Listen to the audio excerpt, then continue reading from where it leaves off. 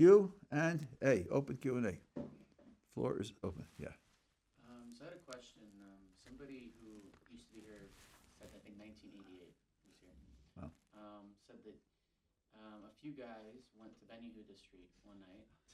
They were planning on going to Ben Yehuda Street, and they were waiting by the bus, and it was taking it passed, I guess, a large amount of time, and then they came back. They said, okay, it's a sign from Hashem that we shouldn't be going.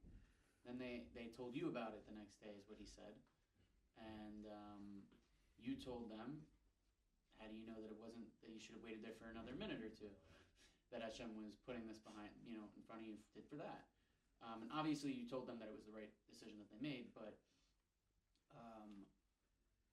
you wouldn't have said that maybe it was a thought that Hashem put in their heads to leave rather than... So first of all, the story happened to me, and I remember it. It wasn't Ben Yehuda, and it wasn't a few guys. I came here in 1981. It was right like the first month I was here, and a guy was waiting for the bus over here on Yaakov Netter, and he just missed it. He just missed it, and he took that as a sign that he shouldn't go to town. And I don't know whether he didn't know it was Ben Yehuda. It wasn't Ben Yehuda, and he said to me, "But I saw that I just missed it." So I took that as a sign from heaven that I shouldn't go to town. So I did say, maybe it was a sign from heaven that you should wait for the next bus. Maybe there was somebody you had to meet on the next bus, or when you got off the bus, wherever you're going, someone's waiting there for you and so forth and so on. Now, there's no question that divine providence plays a role in everything that goes on, and it definitely is appropriate to think that occurred to me because divine providence put it there. But sometimes divine providence put the thought there so that you should accept it and act on it. And sometimes divine providence put the thought there so that you should criticize it and reject it. So don't build anything into the fact that divine providence provided it, that it's right or wrong. Don't do that. And a lot of people are inclined to say that. I have had people in this room tell me, I always follow the first thing that occurs to me. Why? Because that's what occurred to me, and so that has to be the truth. That's dumb. That's really dumb. In particular, you have the Amoraim, the Talmudic sages, who often change their minds because the first thing that occurred to them was wrong. And they certainly didn't do something because it was the first. I challenge people, find me a source for that, anywhere, that the first stage is the right thought, the right thing to do. So the fact that it comes from Hashem is not going to tell you anything about what to do with it. And the only way that you can derive what to do from an event that takes place is if in the book of rules it says, when this takes place, this is how you should react, then you know. But figuring out what Hashem is telling me, figuring out what the message is not appropriate. And the danger here is this. Somebody says, look, it didn't happen by accident. It happened for a reason. So why shouldn't I figure out what the reason is and go with it? And the answer is yes, there's a reason in it. Just like when you go down to the international newsstand and you see those collections of paper with chicken tracks on them, from China and from Vietnam and everything else, there's definitely information there. It's just that you can't read it. The fact that there's information doesn't mean you're competent to decipher the information. So there has to be some background, some connection, which tells you how to decipher the information so as to know what to do. And without that, you're just making it up. You're just guessing. I have this in the new book from Yeshivat it's coming out. So I'll give you two examples. Reuven is on his way to shul to daven mincha. They daven at 4 o'clock. He's leaving at 3:30. It takes only 15 minutes to get there. He's got plenty of time. And then it happens. He goes down one street, and there's a water main broken, and there's water flooding the street. You have to go back. Next street, it's Jerusalem. There's a demonstration, and he can't get through, so he goes back. And the fourth one, they're doing construction, and and it's getting later now. It's 10 to 4. And it gives 5 to 4, and he can't get to shul. So what does he do? He pulls over the car, and he davens on the street. He knows he should daven on the street. How does he know? How does he know what signal God is sending him? Well, there's a time to daven, and the time's running out. So then he should daven where he is. Because the law says that that's what you're supposed to do. These circumstances trigger that law, and then he knows what to do. I'll give you two more examples, positive and negative. Guy inherits from an uncle that he never heard of, inherits $1 million. Wow, what to do with $1 million? He checks and finds out that the uncle died on Shavuos. Shavuos, the anniversary of receiving the Torah from the Creator. I'm sure I'm supposed to take the money and go learn in yeshiva. No, actually, we have no sources, as far as I know, connecting the date of death to what you should do with the money. But if, let's say he's a Baal Tshuva, and he has a wife and 3 children, and he's working to support his family, and he needs time in yeshiva, he knows that objectively, it's just that he's got to support his family. Now he inherits $1 million, then he could say, it's a sign from heaven I should go to yeshiva, because he knew beforehand that he belongs in yeshiva without the $1 million, and without the date of death, irrespective of the date of death. So what you have to do is take the event and connect it to some Jewish rule, some Jewish value, and use that to be able to interpret it and know what to do about it. Otherwise, trying to figure out what message God is sending you, there's meaning in it, but it's not meant as a message to you. And that, by the way, is what people did when there was prophecy. When something like that happened, they went to the prophet, and the prophet could tell them, this is what God wants you to do. And God wanted you to get the information from the prophet. That in itself has its own value. And we don't have prophecy. God is saying to us, I want you to live with uncertainty. I want you to live with uncertainty for 2,500 years. Yeah. What is the nature of precision in halacha for measurements? For example, like an amos varies on the person. When we're saying like something like the ark has to be so many amos in size, and also like for kosher, like there's the idea of the 1 in 60. But is that like 1 in 59? It's hard to tell. 1 in 59.9. Well, you're really asking two different questions. Yeah. You're asking for a precise definition. Yeah. And then you're asking, what people call an epistemological question, how do I know when it's met and when it isn't met? The latter question is something that's true in all of life, Is this slightly dark pink red, or is it really pink? I mean, there are borderline cases in, I would say, all concepts. A concept comes with black, white, and gray areas. And gray areas are part of communication, they're part of life. And sometimes you don't have a criterion to cover the gray areas. So you when it's black, you go with the black. When it's white, you go with the white. And when it's gray, so then you have a doubt, there are ways to settle doubts also in terms of legal methodology. But the actual precision, the Gemara talks about it, and the Rishonim talk about it. One idea, I don't know the matter in great detail. One is average. When you take, if it's an arm length, so it's an average arm length. Would it change over time? Could change over time. The size of an egg, which eggs are we talking about? Eggs definitely change their size. Does it go with the change of the size of eggs, or does it go with the original eggs when the law was made? These questions are discussed. And as I say, I don't know the subject well in detail, but the idea is that it should be precise, and then determining whether, in fact, it was a certain size in a particular case, that can be quite difficult, and sometimes you just don't know, and you have to deal with it as a situation that's unresolved, and then decide the law on the basis of having unresolved information, which, as I say, there's a methodology for doing that. Yeah. Can I ask you another question on prayer? Sure. So, I don't get this idea of, let's say I'm davening for a friend who's sick, and I'm like davening to Hashem, make him better, because maybe I have a fear that this could eventually lead to death. So I'm praying Hashem, make him better. But he doesn't get better, and then he goes to hospital, and they find out he had a tumor, they remove it. So him getting sick and getting worse actually saved his life, which is actually what I wanted, even though I was davening for the opposite. So like Hashem had the plan, and even though we both wanted the same thing, I was davening for the opposite outcome. Well, first of all, your words didn't say that. To say that he should get better, he got better by going to the hospital and having a tumor out. That's how he got better. But I think your question is a valid question. I asked this question of my Rabbi Zatzal many, many years ago. We had someone in a very extended family who got involved with a Karaite. And we asked, what should we daven for? That the person should meet a charismatic cure person, or that the Karaite should do something stupid and lose his credibility. And what should we daven for? He said, don't give God suggestions. Don't tell God what to do. Daven that God should help that he should be safe from the Karaites. That's all. You shouldn't specify. Right. You shouldn't specify how God is going to get the outcome. You're praying for the outcome. I want him to be healthy. That's it.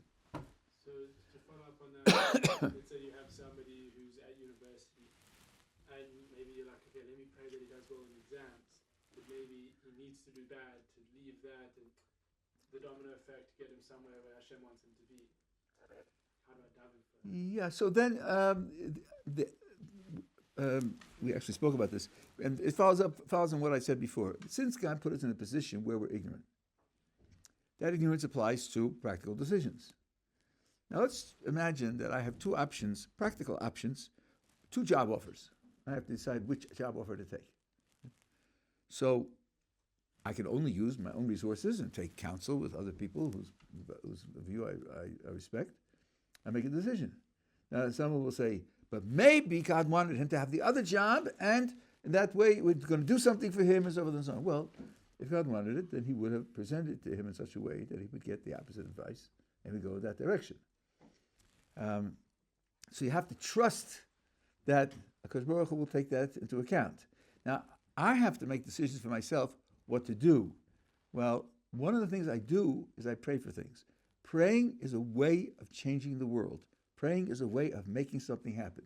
So if I send out a job application and I pray that I get the job, deciding to send the application to that particular opportunity of employment and praying to get that employment are the same kind of decision. They're both practically, in what direction do I want to go? So if I can make the decision to apply for the job, I can also make the decision to pray for receiving the job.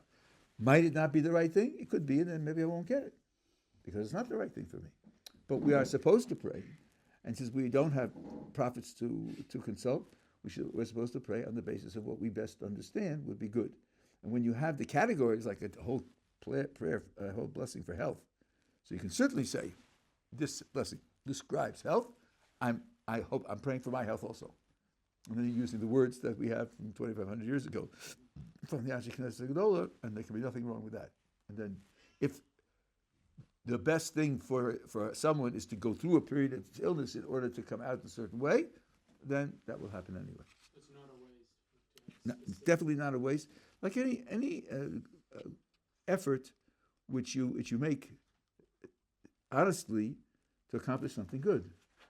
Not always will you succeed, even when you make an effort to do something good. Because there'll be reasons why it shouldn't happen. That's not wasted.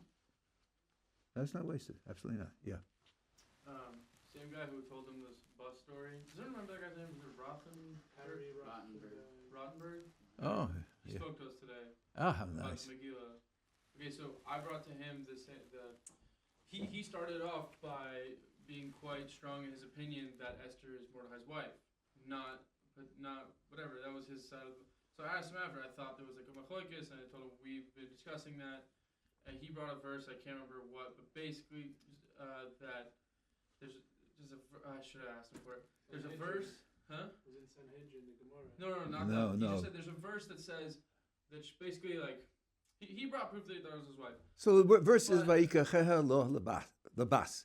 He took her to himself as a daughter, and Chazal darshan on that. Bas, Beis, Saf, right? If you stick a yud in between the two letters, then it becomes bias. And they took her for a house, and that was the hint that they were married. But it's only a hint, and it is a machlokes. No, he brought a different verse. Something the word started with a cup, but basically saying that it was something about her coming out of Hashveros, and something about purifying herself before. That's not a verse. That's not a verse. That's a Gemara. That is a Gemara. That's the Gemara. That's a Gemara, which says she used to go to Chasveris when he wanted her, and then she would go to mikveh and go back to him, Okay. and that's on the basis of the view that they were married. But that is a view. It's not unopposed. Okay, so here's what still didn't make sense after his being adamant about that is I understand that there's a component halachically that she could be passive in sleeping with Hashverosh. Yeah, A man not so much because there has to be an element of interest. that's right. But and then there's of course the debate like, does she, gun to her head, does she do it, does she not do it? But I just don't understand, because if she's summoned to Ahasuerus and she knows what's going to happen, her walking to his chamber or wherever it is some form of active participation. No, it's not like she's. You're absolutely right. You're absolutely right. And Rishonim we talk about it. I just learned it today in the Gemara. And I made this point when we were doing the Megillah. There, all the verbs are passive. It doesn't say she went to Ahasuerus. It says she was brought to Ahasuerus. It doesn't say she came back like it does the other women. No, all of them are passive. She was told, and she was given, and she was brought, and it was all not her action. That's what the passive verbs are meant to emphasize. It's exactly right. And this Rishon says, because of that, because had she voluntarily walked, she'd been guilty of walking to it. And he doesn't go on to specify exactly what the guilt would be, but he says exactly the idea that you're saying. Now, I said this the other day about being passive, and I had forgotten that there's another explanation as well. And that is the whole idea of being willing to die rather than transgress only applies when the person with the gun wants you to violate your religion. But if he wants you to do it just for his personal benefit, then you don't have to die. So, for example, Rava gives the example in the Gemara. Let's say that there are a lot of details I'm leaving out now. Rava says, what about someone who says to a Jew, cut the grass on Shabbos? Well, cutting the grass is about a biblical prohibition. What he's going to do with the grass? So if he's going to throw the grass to his animal and give it food, then you can cut it. But if he's going to throw it in the water, meaning all he wants is for you to violate your religion, then you can't do it. Now, I just use an example of Shabbos. What about the three main categories, idol worship and murder and certain sexual offenses? So that's a machlokes rishonim, and some rishonim say that if he only wants it for his own benefit, then you don't have to give up your life even for murder or other things. And then they'll say that murder isn't such a good example. I mean, it's a whole discussion. But even for those three, if the oppressor only wants it for his own benefit, you don't have to give up your life. So in this case, how can you draw? So here, Ahasuerus didn't care about her religion. He wants pleasure, but what would it look like if he wanted? I don't understand even how this could be about her religion. He would have to say to her, like, I want you to. No, it wouldn't be Ahasuerus. But you'll have a guy who'll go to a Jewish neighborhood and drag out a girl and say, I'm getting the Jews, and rape her. That would be because he wants to do it to a Jew, because he wants a Jew to suffer. Okay, got it. Right? And he doesn't want the pleasure. He wants the Jew to suffer. So this is it's not too difficult to read the motivations of the people in most cases. But this is an independent. This is Rav and Rabbi, and Rav says if he doesn't have in mind that you should violate your religion, then you don't have to die. And certainly Ahasuerus didn't have in mind that she should violate a religion. He wasn't interested in that. He didn't know a religion. He didn't know a religion. So, yeah. How do we balance questioning our faith with accepting what is written in the Torah? It's a very good question. How do you balance questioning with accepting? It depends upon the intent of the question. When you question something, you can either mean, I don't understand it, or you can mean, I have reason to think it's wrong and I reject it. And the words could sound exactly the same. For example, I'll give you a couple of examples. This was a problem in the science of vision in the middle of the 20th century. Your retina has two dimensions. It's flat, like a piece of paper. The world has three dimensions. How does a two-dimensional receptor give you the information about three dimensions? Now, you could say, well, then, three dimensions are an illusion there really aren't three dimensions. We're not seeing three dimensions. We're just fooling ourselves. It's really not true because the retina is flat. Or you could say, oh, don't be stupid. Of course, there's three dimensions. We should understand how three-dimensional information can be encoded into a two-dimensional receptor. So I'm not questioning that it happens. I'm just asking, how does it happen? Because I don't understand how it happens. Zeno was a philosopher before Socrates, and he had three proofs that nothing moves. Nothing moves. It took more than 2,500 years for people to find answers, and some people are still stuck and think that the answers aren't answers. I don't think anybody ever thought, oh, so nothing moves. How about that? You know, philosophers are worthwhile. They teach you something you never would have dreamt of. Nothing moves. No, what we mean is we don't understand how and why it moves given this mathematical argument. So if a person reads something in the Torah and says, wow, how did that happen? That's fine. It did happen. I don't know how it happened. But, so for example, it says people live to meet 900 years old. One person could say, I wonder how that happened. The other person can say, people don't live that long. That's a different attitude. That's rejection. So you can always ask. But the question should be, I'm trying to rectify my own ignorance, my own lack of understanding. I'd like to make an advance in understanding better, rather than I have reason to reject it and say it's wrong. That's rough. Is it clear what I'm saying? Yeah. Okay. I'm trying to work out how to phrase this, but how are we supposed to view or reconcile the severity of punishments for transgressing negative commandments when they're like extremely harsh, with the fact that it's also extremely hard for people to keep? Okay, so let's get one thing on the table here. This is something which people, I find, often don't take into account. And maybe this may not answer the question totally, but I think it should help. Let's take keeping Shabbos. Violating Shabbos is a capital offense. Some people's problem is not the difficulty of keeping it, but my God, for striking a match on Shabbos, you're going to kill somebody? Like, what's the matter with you? How could that be such a terribly important thing, right? So you need to know that the death penalty only applies when there are witnesses and when he is warned that this is forbidden and carries capital punishment, and when he responds, I'm doing it anyway. Only then does capital punishment apply.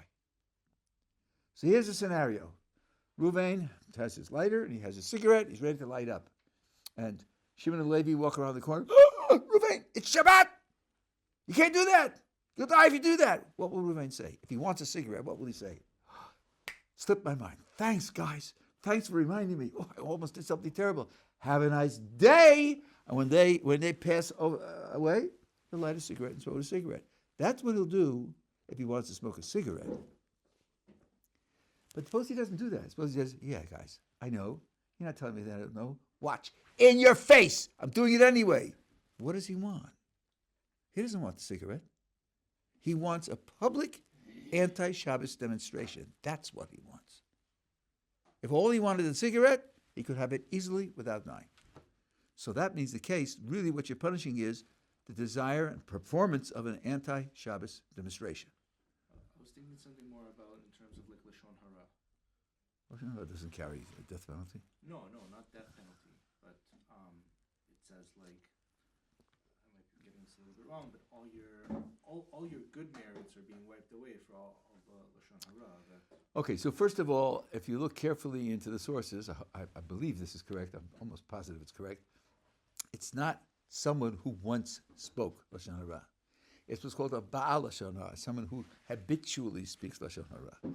And because he habitually speaks it, that usually implies it's not really too important to him. It's not important enough to try to stop, to set limits on it, doesn't regret it. He just, he's just speaking about it.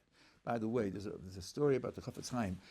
The Chafetz Chaim wrote really the first detailed compendium of the laws of Lashon Hara, which is quite remarkable, 150 years ago.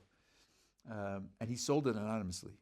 He used to go from place to place to sell it. When he came to the office of a businessman, I tried telling him about it. The businessman said, listen, Rabbi, I know what you're doing, and it's all fine and good, but in business, it's just not practical, You have to know what the other guy's doing. You have to know what his strategies are. You have to know whether you can rely on him and you can't rely on him.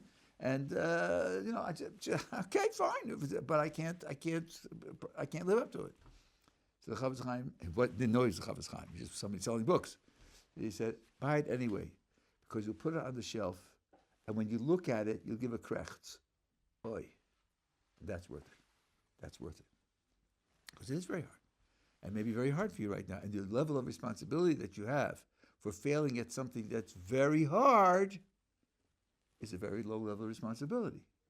And if you krechts, that shows that part of you knows what's right, and part of you really would like to be able to do what's right, and that's worth something.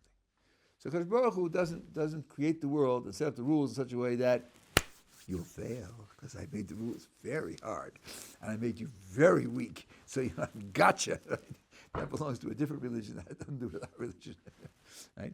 He expects an honest effort, and for that, the person can be confident that things will be okay. Yeah. Yeah. So, outside of kind of sins that get like the death penalty, like more chill stuff.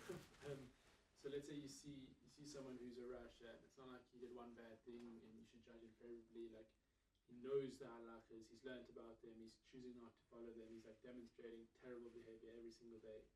Like how are we supposed to, every time we see that, like come up with a scenario where he's a good person and treat him nicely and be kind? Like how do we? So I'll tell you, this is really based on Rav Nachman, who's called by many people Rabbeinu, and I saw this with my own eyes. I was standing in my Rebbe shul in Boston, where I used to daven every day, and after the tefillah, in public, in the shul, somebody came up to the Rebbe and started yelling at him. So first of all, I was looking for a gun. We're going to shoot this guy. Okay, so I pushed myself in between them, facing the guy, and I pushed him out the door. Still yelling. I turned around, came back to the Rebbe. The Rebbe was completely calm. So I said to him, Rebbe, how do you manage to stay calm under those kind of conditions? He said, I know what's going on at home. Oh, so there's something going on at home. So then this guy is under pressure somewhere else. And that's what's coming out over here. Wouldn't that change your attitude towards him a lot? Now, you don't know what's going on at home, but there might be something going on at home. So in that case, since you don't know, you can judge him favorably that he's under a certain pressure that you don't know about. And that's what's leading to this behavior. And it's not as guilty as it looks like. In other words, there's a difference between doing something that's wrong and how guilty you are for doing the thing that's wrong. And he might not be as guilty as it appears. You wouldn't say that person is a rasha. You just demonstrated like a bad moment, and you could judge him fairly, like the Rabbi did. Something's going on at home. But that doesn't have to be the outcome. There are certain things, there are certain pressures that a person should overcome. But how serious a crime it is, how much guilt he has for not overcoming it, depends upon how hard it is to overcome. And if it's really hard to overcome, I put it this way, as using exaggeration, as philosophers often do. If something is very, very difficult to do, succeeding means you're a hero. And if you fail, it means you're not a hero. How big a failure is that you're not a hero? Is that a big failure or a small failure? It's a very small failure.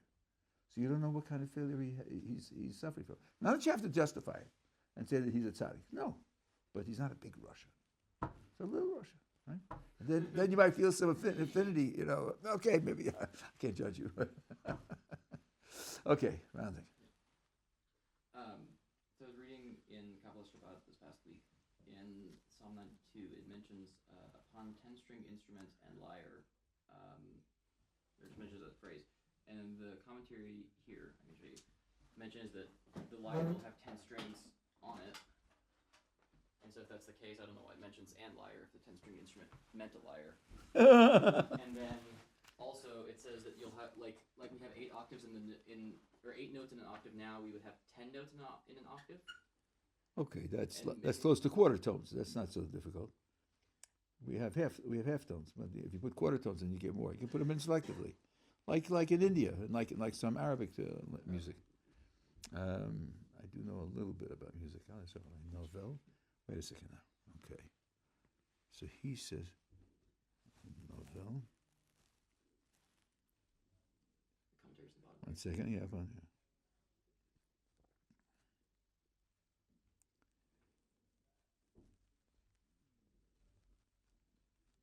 Yeah. Okay. So.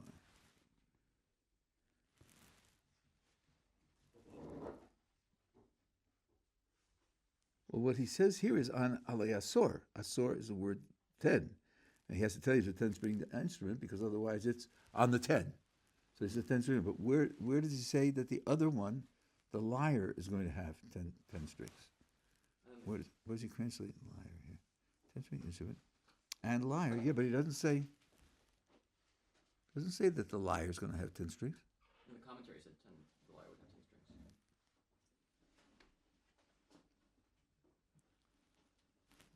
I don't see it here. I don't see anything here about the lyre having 10 strings. Maybe I'm missing it, but I don't see it. It's only on the word asor. What does this say here? Oh, sir. Oh, I see. I would say it's a mistake. Okay. Yeah. Alright. Yes. I've been asking people about the framing problem that you mentioned a week or two ago, Oh, including Rabbi Breitowitz. I didn't, give him the abbreviated version, but with somebody else, I forget who said. I think it was Rabbi Sandra was talking about that quote. I don't remember who. Distance between the Jewish man's head and his heart is the furthest distance. Most people, including Rabbi Breitowitz, have basically given the answer that if you have trouble processing things as positive or seeing the positive things before the negative, then you need to actively be more grateful. But what I don't understand is you can be grateful for a lot of things and have on the other hand, an actual problem you're trying to address. Like, of course, if you have a near-death experience, you're gonna walk around, skipping, and you'll forget about this seemingly minor problem. But it's gonna boil up again. And so I just don't understand how the gratitude. How could it possibly cancel out a real concern you have or something you're fixating on? so I don't know them, and I can't read their minds and tell you what they mean. But I'll tell you what occurs to me. If you make a habit of expressing gratitude, you come to see your life as managed by a providence that benefits you. And then when something happens, you're more likely to think 3 times about all of its effects before you see it as negative. Because it's just like if someone who loves you and someone whom you have a relationship that you love, right? And you call up and he says, "Oh, can't talk to you." Bang. Do you think, "Oh my God, he's insulted me. He doesn't love me anymore. We're not friends anymore"? You probably think he must have had a reason. He wouldn't have done that without a reason, because you know that you have a good relationship with him. You give him the benefit of the doubt in logical terms because of his background of consistently doing things in your favor. So if you develop gratitude as a habit, that when something happens, you think, well, the Kodesh Baruch Hu does all these good things for me. He must have a good reason for doing this also, and that helps you resist the negative interpretation. Once you've resisted the negative interpretation, then it's a matter of your imagination to be able to figure out what the positive could be, or to wait and see when the positive will come and see how it worked out. But you'll be under much less pressure of experiencing something that's really negative. It's an indirect connection, but it's a connection nevertheless. But what if you're fixated? I'll just toss it because we're all about shuvas here, right? So let's say a person, for example, had a big struggle with kosher food, and he doesn't like kosher food, and he swears it off, and he misses McDonald's bacon cheeseburgers, right? We know it's actually an avera to eat a McDonald's bacon cheeseburger, so he can't interpret his previous like misgivings as positive. Which misgivings? The inclination, or not even previous, his inclination towards unkosher food. Yeah, right. So that's objectively an avera. It's objectively bad. Okay. How could he possibly interpret this as positive and like part What of? interpret what? Having the inclination, or what? Yeah, or the fact that he used to be just so unbelievably addicted to bacon cheeseburgers and they fried his brain. I'm a little bit lost here. Usually, what you started with is a way of classifying things that happened to me. I lost my wallet. I caught a cold and I couldn't go to the show. I lost out on the job. And not things that I did, but things that happened to me. And they look negative, they look destructive, and then I have to struggle with seeing. That's why I entered in terms of what divine providence does for you, right? If a person does a crime, he's not supposed to look at that as positive. He's supposed to regret it. Regret means I wish it hadn't happened. Regret means that if the opportunity came again, I wouldn't do it because it's bad and wrong to do it. That's not supposed to be positive. He can say that I grew from it.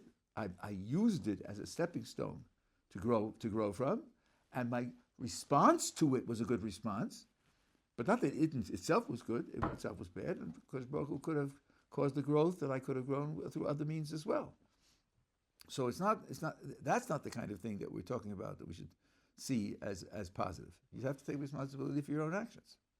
Okay, I think I brought a bad example. What if I don't know, let's say God forbid somebody has like a horrible relationship with one of their parents, and this parent has just done a number on their way of thinking or something like that.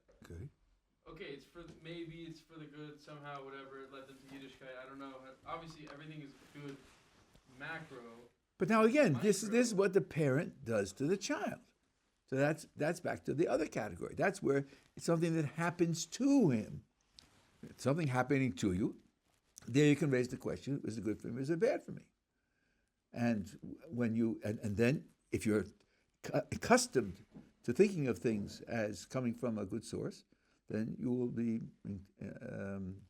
more likely to resist the bad interpretation and to be patient to wait for the good interpretation. Now, having said all of that, you see in King David, the Psalms expresses all sorts of life situations. And this I heard from Ratzik Shalevsky.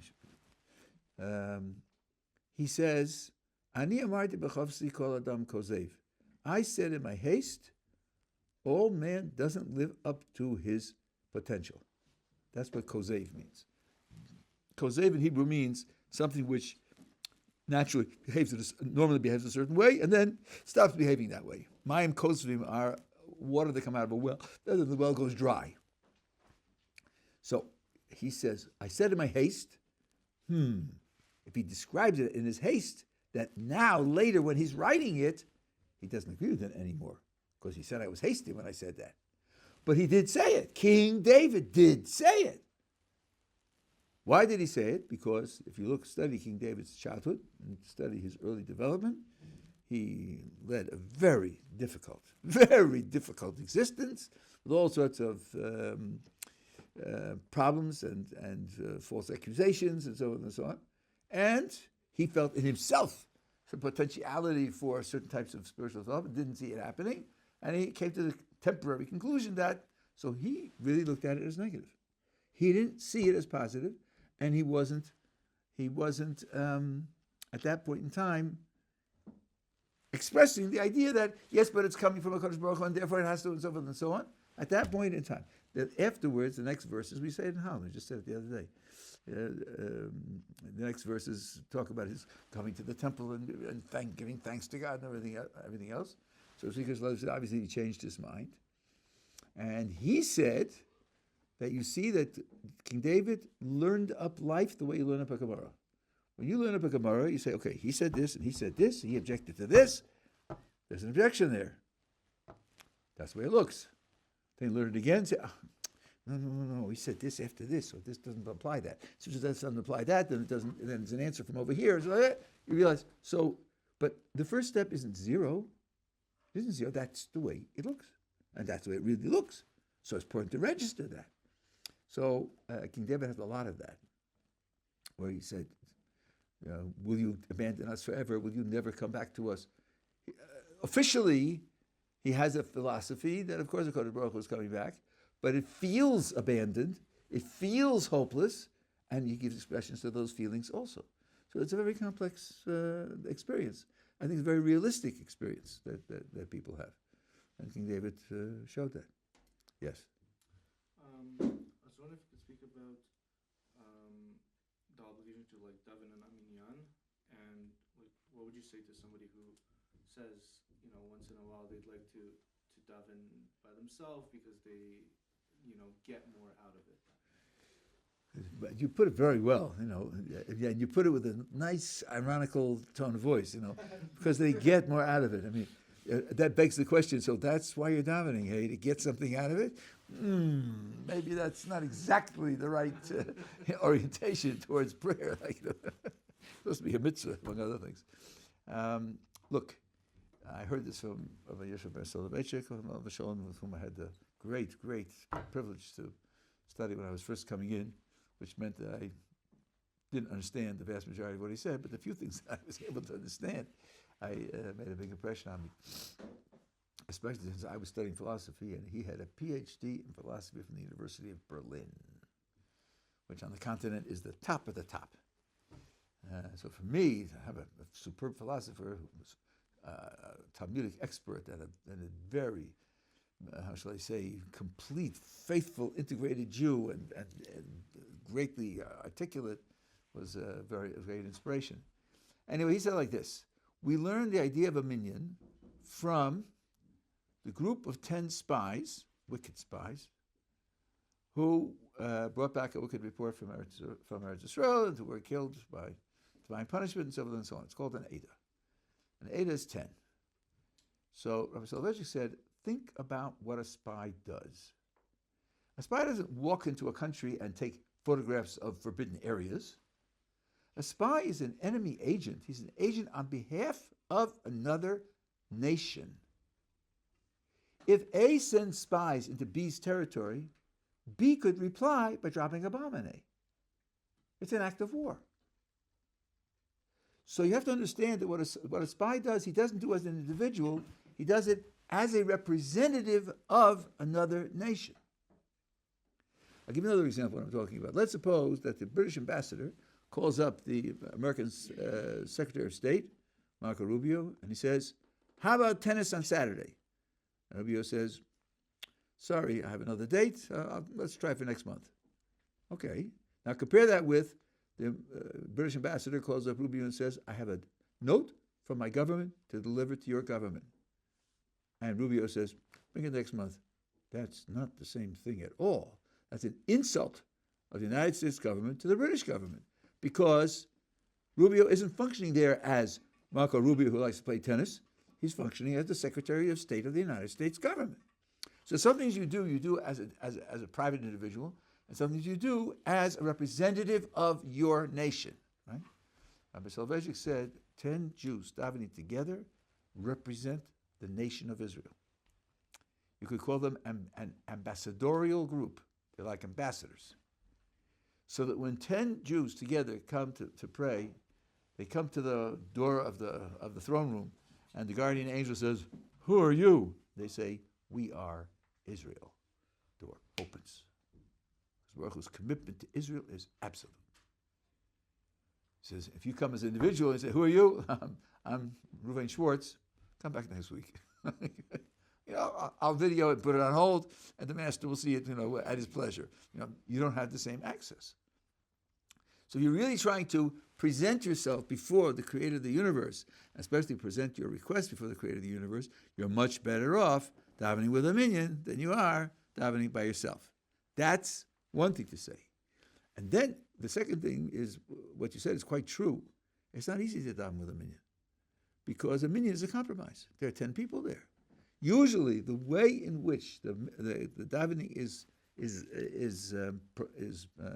organized isn't perfect for any one of the 10. It's a matter of compromise. And I think that there's a mussar there. There's a message there. You have to be willing to compromise something of yourself in order to join together to form a larger unity. And it's a lesson in that. They daven too fast, they daven too slow, they daven too loud. You know, there are always things which aren't ideal.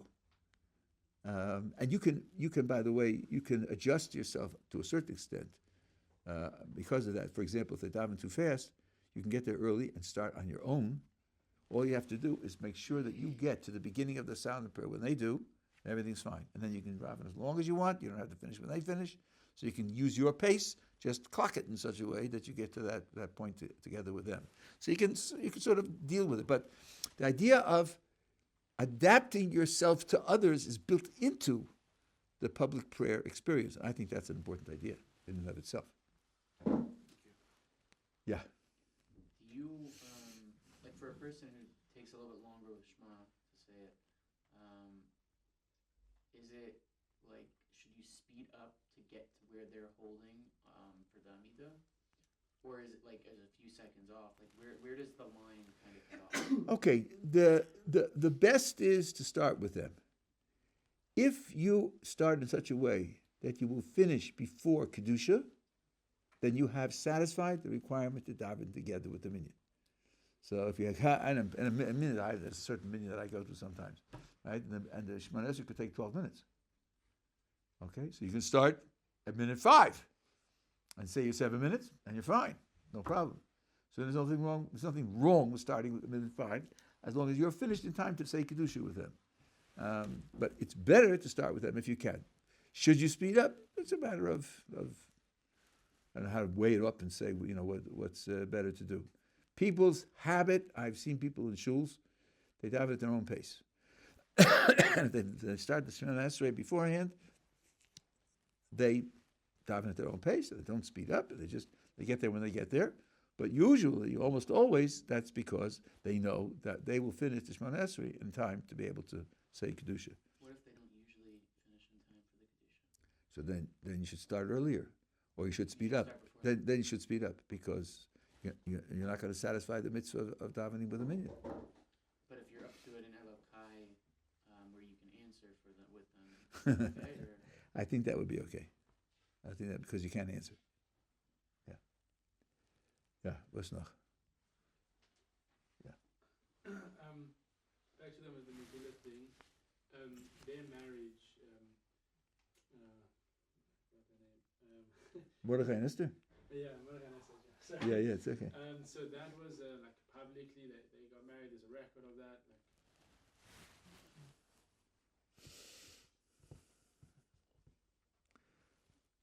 It could be public, you know, in the way that your bar mitzvah was public. Probably wasn't written up in the New York Times. You know, it wasn't put into the Encyclopedia Britannica. You know, maybe people knew. In fact, one of the miracles of the Megillah, I haven't said it, but one of the Megillah is that how is it that no one found out who Esther was? Nobody talked. Nobody said anything.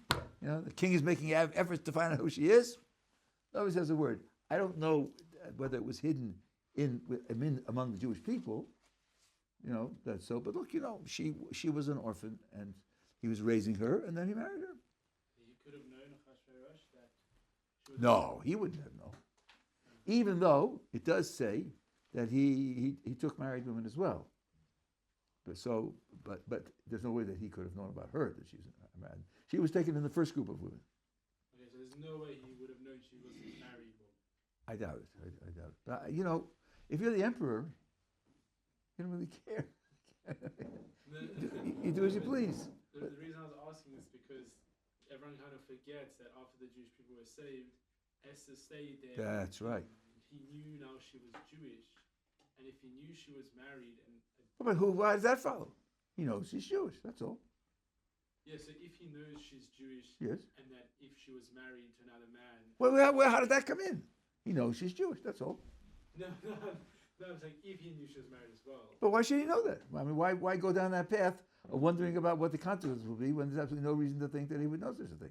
No, that's what I was first. If you would know. I mean, no, I don't think there's much to it. The government now too, and then it seems like it would get even.